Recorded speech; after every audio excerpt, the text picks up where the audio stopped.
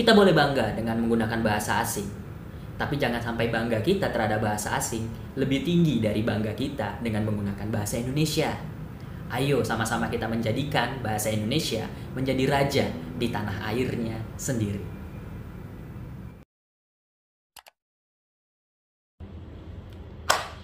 Halo, assalamualaikum warahmatullahi wabarakatuh. Bagaimana keadaan kalian? Masih stabil? Salam stabil untuk kamu dan orang-orang yang kamu sayangi. Semoga kamu masih terus diberikan kestabilan kehidupan dalam hal kesehatan, itu penting ya, ekonomi, iya apalagi, dan psikologi supaya nggak gampang marah-marah. Supaya kamu masih terus bisa berpikir, bertindak, dan berperilaku stabil di tengah-tengah kondisi yang semakin tidak stabil ini.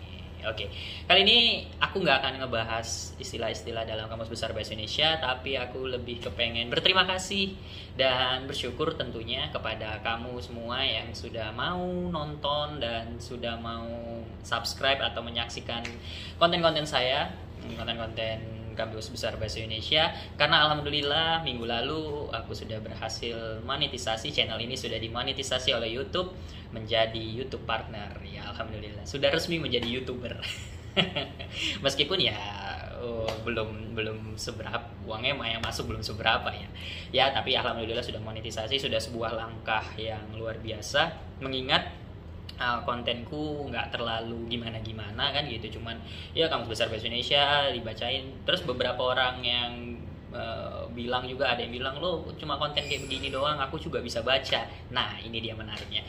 Kali ini aku akan ngebahas kenapa, alasan-alasan kenapa aku mengkontenkan Kamus Besar Bahasa Indonesia. Ada beberapa alasan. Yang pertama adalah alasan personal dulu ya, alasan dari pribadi aku sendiri. Karena aku tahu kekurangan aku nggak punya banyak ruang dan waktu, karena sambil kerja juga. Jadi aku harus mencari, tapi aku pengen berkarya, sehingga aku harus mencari sebuah konten atau sebuah sebuah konten lah ya, sebuah kekreatifan, menggali kekreatifan aku. Bagaimana caranya di tengah kondisi yang ruang dan waktu aku yang sempit, aku bisa tetap berkarya, aku tetap bisa punya konten. Nah itu yang pertama. Yang kedua, aku juga nggak punya kemampuan yang cukup baik dalam editor, mengedit video ataupun mengambil video gitu. Jadi nggak punya cukup kemampuan dan nggak punya cukup dana untuk membayar orang untuk melakukan itu gitu, sehingga semuanya dikerjain sendiri.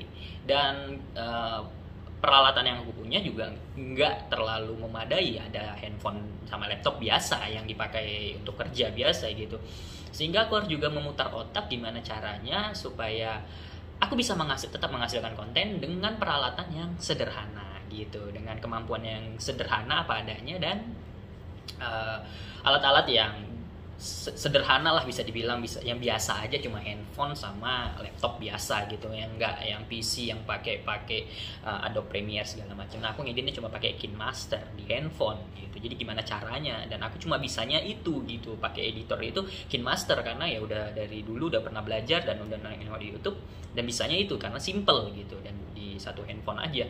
Gimana caranya supaya bisa tetap berkarya tapi dengan peralatan yang sederhana dan dengan kemampuan yang ya bisa dibilang tidak ada kemampuan dalam ngedit dan ngambil video gitu. Jadi nggak bisa melakukan yang kayak dibuat-buat kayak Agung Hapsa, Chandra Liao, dan youtuber besar lainnya, dan nggak punya kemampuan, nggak punya sumber daya uang yang cukup seperti Atta Halilintar atau Ria Ricis yang bisa bangun tim gitu.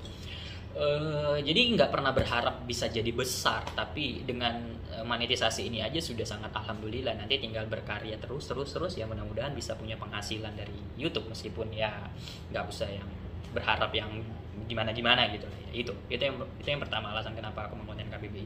Yang kedua, mengingat bahwa kenapa kemudian KBBI ini seperjalanannya aja gitu, kayak karena aku emang senang baca. Jadi dulu aku tuh waktu SMP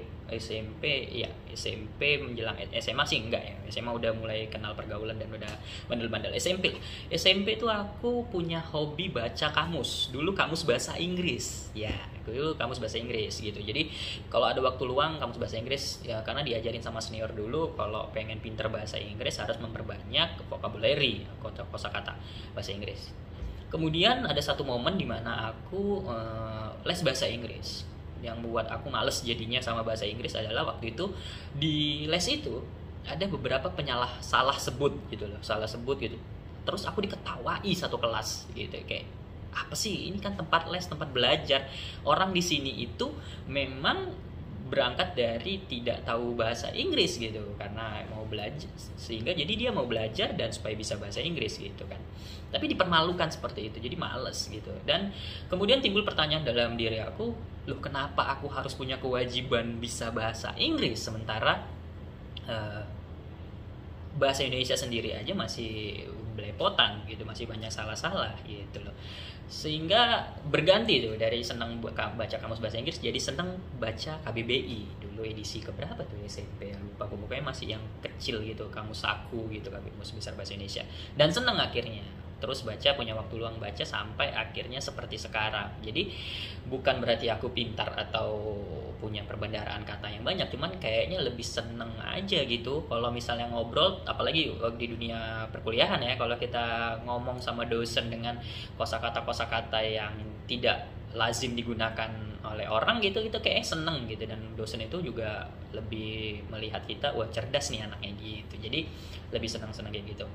Itu adalah alasan kenapa KBBI juga, Kamus Besar Bahasa Indonesia. Nah, itu alasan personal. Tapi alasan yang lebih pentingnya adalah karena aku melihatnya sekarang ini generasi aku lah ya, milenial ya, disebut milenial. Generasi milenial terus kelahiran tahun 90-an, terus apalagi kelahiran tahun 2000-an, itu kayaknya lebih senang atau lebih bangga ketika dia bisa berbicara dengan menggunakan bahasa Inggris. Nggak salah sih, nggak salah, karena nggak ada yang melarang juga, dan nggak salah, kita memang harus bisa, kita memang perlu, bukan harus ya, perlu bisa bahasa Inggris, karena memang di dunia yang penuh dengan persaingan secara internasional dan global ini, apalagi di Indonesia ya, bahasa Inggris adalah satu bahasa yang benar-benar penting gitu kalau kita mau berkarir di jenjang-jenjang yang membutuhkan skill bahasa Inggris. Nah, masalahnya adalah lucunya di negara ini, nggak tahu lah ya, bukan mengkritik atau ini, anehnya aja kalau menurut aku, perusahaan-perusahaan asing nih contohnya, perusahaan-perusahaan asing yang ada di sini itu kan mereka bawa istilahnya ke bawa negara mereka ke sini kan, itu bawa perusahaan asing. Tapi kenapa harus kita yang belajar bahasa mereka gitu? Kayak contoh, aku punya tante yang kerja di pabrik punya orang Jepang gitu. Jadi investornya banyak dari Jepang. Dan ketika seleksi salah satu syaratnya adalah mahir berbahasa Inggris dan bisa bahasa Jepang. Aneh banget gitu, kayak kenapa aku harus bisa bahasa kalian padahal kalian numpang di sini gitu, padahal kalian ngambil keuntungan dari negaraku gitu. Kenapa nggak kalian yang belajar bahasa Indonesia? Kenapa nggak kalian yang mencoba untuk menyerap kultur kami gitu loh? Kenapa kami yang harus menyerap budaya kalian termasuk bahasa gitu? Tapi itu sudah lazim ya di negara ini gitu, kayak ya udah biasa aja. Yang paling aneh adalah menurut aku nih, sorry to say, kayak ini kan bahasa Inggrisan karena kayak gitu pergaulan sehari-hari. Maaf cakap, kayak kita mau S2 di UI misalnya, atau gak usah sebut lah ya, di universitas negeri lah ya, hampir semua misalnya mau S2, mau ngambil S1, kenapa ada satu syarat yang disebut dengan TOEFL? Ada ya, universitas yang ada di Indonesia, tapi syarat masuknya untuk dapat beasiswa atau segala macamnya harus dengan tes TOEFL. Aneh nggak sih?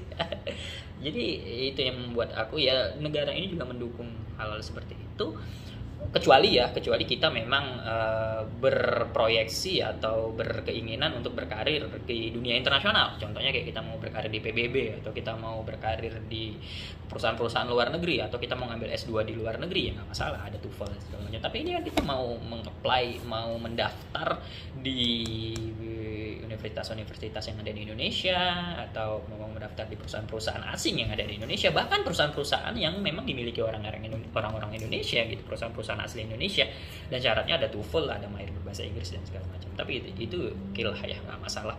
Dan itu juga yang membuat sehingga turunannya, generasinya, masyarakatnya itu lebih bangga dengan bahasa dengan bahasa Inggris tentunya, dengan bahasa asing. Apalagi sekarang udah mulai masuk bahasa Koreaan gitu ya.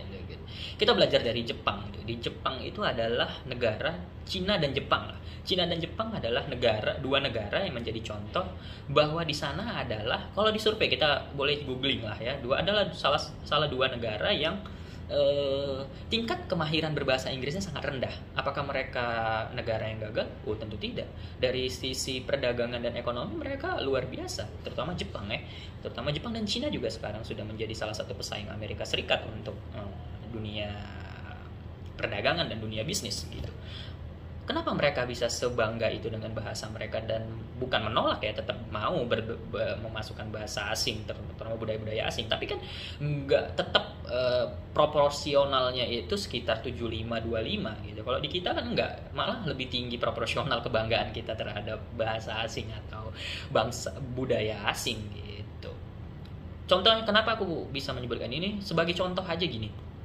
Di Twitter, aku pernah di Twitter dulu, zaman-zaman main Twitter, nge-tweet lah so bahasa Inggris kan yang ngeliat bahasa Inggris, ada satu penyebutan atau dua penyebutan kata yang salah gitu, yang itu di grup di Twitter habis dihina. Kan ada kita yang meme itu ya, rip English gitu, nggak bisa bahasa Inggris do, nah itu nggak ada masalah gitu. Kenapa kita harus dipermalukan karena kita nggak bisa bahasa orang lain, bahasa asing gitu. Sementara banyak orang yang nge-tweet pakai bahasa singkatan-singkatan gitu, nggak masalah sama kita. Kenapa? Karena kan bahasa Indonesia kan nggak selamanya bisa disingkat kan gitu. Tapi kenapa kita menjadi merasa bersalah ketika kita tidak bisa bahasa asing, atau salah dalam penyebutan atau salah dalam penulisan gitu. Nggak ada kewajiban kita harus bisa. Itu loh maksud aku. Itulah kenapa tagline aku adalah, mari kita boleh bangga dengan bahasa asing, dengan budaya asing, tapi jangan sampai bangga kita itu melebihi bangga kita terhadap bahasa Indonesia atau bangsa Indonesia gitu loh. Karena kebanggaan terhadap bahasa Indonesia atau bangsa Indonesia itu cuma tagline. Contohnya kayak tagline Pride Indonesia. Istilahnya aja udah menggunakan bahasa asing, Pride Indonesia. Apa coba? Produk-produk lokal gitu pakai Pride Indonesia. Kenapa nggak pakai bahasa Indonesia aja, bangga Indonesia gitu? Tagline-nya, tagarnya gitu. Karena Pride Indonesia itu kan bahasa asing. Ya gunakanlah bahasa-bahasa kita. Kalau bukan kita siapa lagi? Kita memang berharap ada orang bule yang bisa bahasa Jawa famous, terkenal gitu-gitu. Kenapa nggak kita aja yang terkenal dengan bahasa kita gitu? Kenapa nggak masyarakat suku Alas yang mempromosikan bahasanya, masyarakat suku Aborigin, masyarakat suku Jawa tentunya yang kemudian memperkenalkan bahasanya ke dunia gitu ya itulah kenapa banyak hal, alasan-alasan juga, karena bukan berarti saya terlalu cinta bahasa Indonesia atau saya patriotismenya tinggi, enggak lah ya, tapi lebih ke ya ayolah sama-sama kita mengenal bahasa Indonesia gitu. Karena juga ada banyak, ternyata setelah saya bikin konten ini juga saya jadi belajar gitu, jadi banyak hal-hal yang saya pelajari baru. Ada banyak suku-suku yang pada akhirnya saya pahami, ada bahasa ini, ada bahasa ini di Indonesia gitu, dan itu juga jadi pelajaran buat saya dan juga jadi tambahan wawasan serta tambahan kosakata buat saya. Itu adalah alasan-alasan kenapa saya mengkontenkan KBBI gitu. Mungkin kedepannya akan ada konten-konten lain, tapi tetap ruang lingkupnya adalah untuk mempromosikan Indonesia, untuk membanggakan Indonesia tentunya begitu. Ya itu aja sih penjelasan kali ini. Semoga apa yang menjadi tujuan saya bisa tercapai lah ya. Bisa paling enggak ada orang-orang juga yang sepemikiran dan sepemahaman sama saya. Buat yang nggak sepemikiran dan nggak sepemahaman ya udah nggak masalah. Ya ini kan negara demokrasi katanya ya. Di sini kita bebas berpendapat katanya ya. Dan semoga aja memang kita bebas berpikir dan beropini. Itu adalah opini saya tadi tentang bagaimana kondisi yang ada di negara ini dan orang-orangnya, termasuk generasi saya dan generasi adik-adik saya gitu. Itu aja sih dari kali ini ya. Sekali lagi saya bersyukur dan berterima kasih buat semuanya yang sudah mau menonton dan menyaksikan video saya. sudah sampai di tahap ini aja saya udah senang sekali. Semoga kedepannya bisa berkarya dan berkembang lagi, lebih lagi. Ya udahlah, itu aja dari saya. Semoga kalian sehat-sehat selalu. Semoga masih terus diberikan kestabilan kesehatan, ekonomi, dan psikologi supaya nggak gampang marah-marah, dan kamu masih bisa terus berpikir, bertindak, dan berperilaku stabil di tengah-tengah kondisi yang semakin nggak stabil ini. Salam stabil.